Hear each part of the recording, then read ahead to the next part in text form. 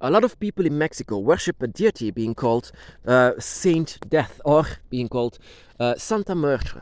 Santa Muerte is some kind of a spirit that visits you whenever your time here is over, whenever your time is up.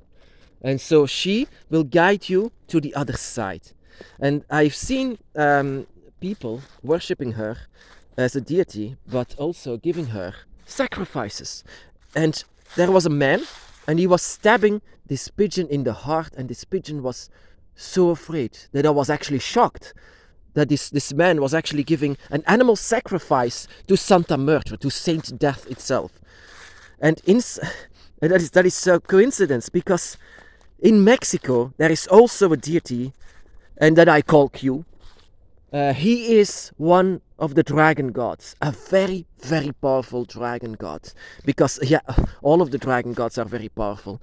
And I came to realize the lesson that I had from Q. And I always thought that I wasn't connecting with Q enough, because I had connection with all of the other dragon gods, but Q was something that was slipping away from me. I thought that Q was the lesser contact with me for some reason. But that was actually not true. Inside of a lot of dreams that I had, I came to encounter a dragon of one of the most beautiful dragons I've ever seen, godlike in itself. Of course, he introduced himself as a different name, a very different name. Actually, it was a test to see what I'm going to do.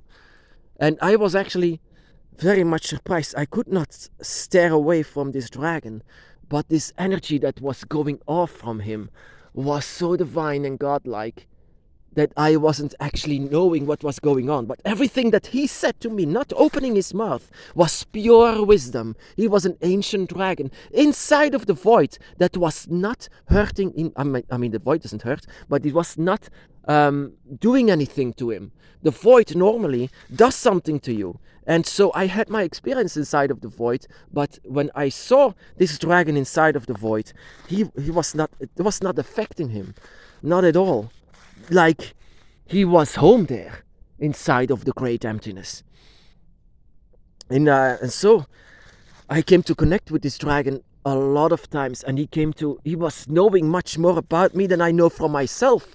It was so amazing. An ancient dragon, very beautiful, introduced himself as a different name, but yeah, I had to realize something later on, not that long ago, that, oh my God, this is truly God. This is truly one of the four gods that I thought that I wasn't connecting with. This God was saying things about compassion, the compassion that I had for animals, the compassion that I had deep from inside. I just had this connection with Leviathan, saying from all of my darkness, exploring my darkness, the fear of the animals that I had to explore as well. And yet I was feeling it all. And then my next lesson was from a different dragon god, but I didn't know it was a dragon god. It was Q. It was Q in itself, saying about compassion, saying about love, saying about my desire, saying about what I should do, saying what I am, actually should be a guardian as a child of the dragon gods, that I should be a dragon in itself. But and I said, no, actually that is not. And then he made me feel it, the energy within. It's so beautiful.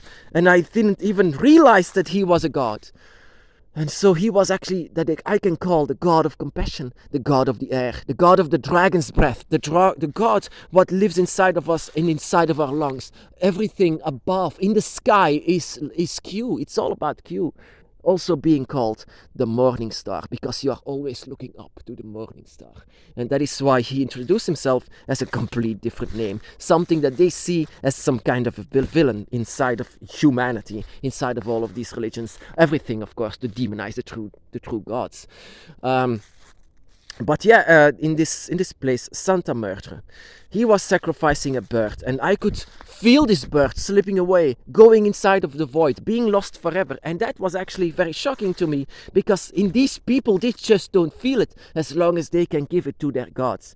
But this Santa Muerte, that is also what I learned from Q. True gods don't need sacrifices. True gods don't need energy.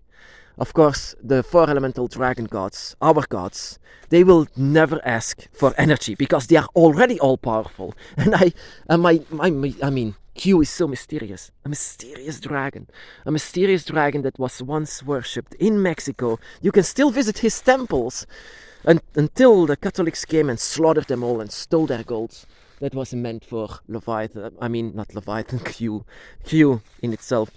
Q is very, very mysterious. He doesn't even introduce himself. You have to feel it yourself. It's so beautiful, actually. But in fact, so this energy from this bird was slipping away, going inside of the void. And I felt so bad for this bird. I felt so bad while this man was just smiling. Yes, I'm going to give it to Santa Murtra. A true God doesn't need that. A true God doesn't need energy. Of course, the children of gods can need it. They sometimes need it. That is, sometimes we donate sometimes energy to the dragons, simply because sometimes they cannot get through, that you have to connect with them so that you and your dragon are actually holding hands together. It's not really donating energy, because your dragon will also donate energy to you, so it remains a balance. But completely giving some, and that is also one of my greatest lessons that I had from Q. He said, if it's not coming from you, then don't give it. If it's not coming from you, don't give it. If it's not your property, then don't give it. Because true gods will not accept that. But in this man's head, he was just giving something to, and that is the ugly side of sacrifices. People or humans that sacrifice an animal, they don't even realize that this animal is not their property. It has an own spirit. It has an own energy. It has an own desire, an own mind. You cannot donate this to anyone because it's not yours. So whenever I donated myself, now that was something different. That was the opening to connect with the gods, to connect with the dragon gods. So I came to connect with Tiamat first, and then to Leviathan, then to Fafnir, and then the final dragon god that doesn't even let himself. I mean, whenever Tiamat came, an entire energy was completely changing. But it was loving. It was like she was opening her wings to let me in. It was beautiful. Leviathan energy is pure darkness. Whenever he came, he's just God and Satan at the same time. He's just, but not bad, of course, not bad. He's a perfect guardian. He's a perfect child. I mean, father of all dragons. He's the perfect teacher, you can say. He's strict, but he's a perfect teacher to be one with the darkness, so you won't come in front of surprises. And then, of course, Fafnir is our soul, that we just connect with him. We will always connect with him because of the fire that lives within, a donation that he gives to us. So, but Q, oh my goodness, I didn't even realize it. He was the most beautiful dragons I've ever seen. Inside of the void, there was so strange about it, and it was not affecting him. He introduced himself as Lucifer, and so it's supposed to be a connection that I could make, because what is Lucifer being called? The morning star. What is also being called morning star? Q is being called morning star, because you have to look up for seeing his energy that is pure air. And that is what this man didn't even. I just wanted to say this to this man. Of course, it was not at the same time. It was I mean, I could feel this energy going away. This man being happy to give it to his God. Well, it's not a God. It's not a God. Gods don't ask this.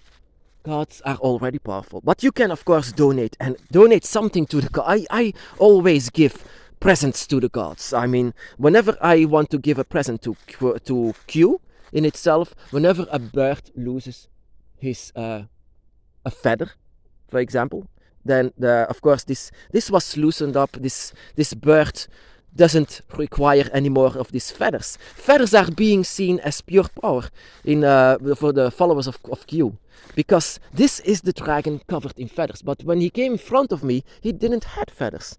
But it was that is what dragon gods are. They are shapeshifters. They can shape whatever you want. You can say and argue that shapeshifters are the deceivers, but yeah, actually that was what Q's plan was. He wanted to deceive me just so that I can put the pieces of the puzzle together myself, and that is the entire path of the dragon. You have to put the puzzle pieces together yourself without distraction. creation. And that was the entire point of it. Can you see who I am? That is actually what that he wanted to ask me. Can you see who I am? Can you feel what I am?